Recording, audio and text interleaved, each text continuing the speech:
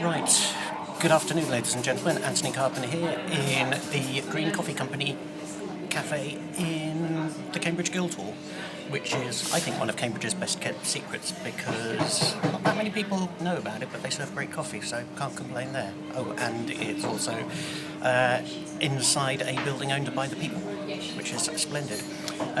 Like I said, this is Vloguary number 4. I should have recorded it last night, but I was too ill and knackered, so yeah, it's not great. I should have been at a planning meeting filming it, but I just slept through the alarm and missed the council having to approve both the replacement for the mill silo and also the approval for the expansion of some of the grounds at Cherry Hinton Hall or some of the buildings. Concern from local residents about the idea of a private school expanding its area of activities on what is public grounds, because Cherry Hinton Hall is also, I think, now owned by the city council as well. Just to give you an idea of whereabouts I am, if you have a look on the other side of the camera, you've got St Edward's, which is just there, and that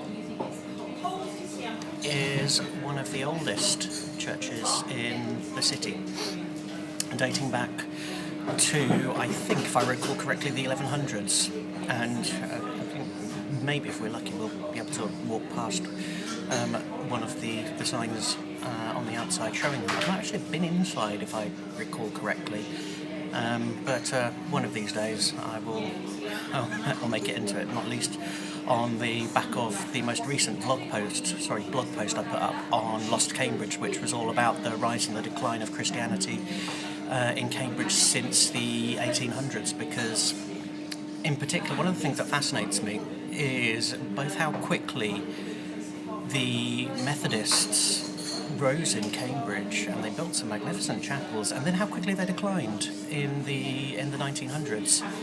And unfortunately, I think from a civic history perspective, we lost a really magnificent Methodist chapel on Hills Road, since been replaced by a bland office block. For those of you who know the city, it's on Hills Road, where currently Stratton Parker and HSBC have their offices. So you'll see what I mean if you see the photos.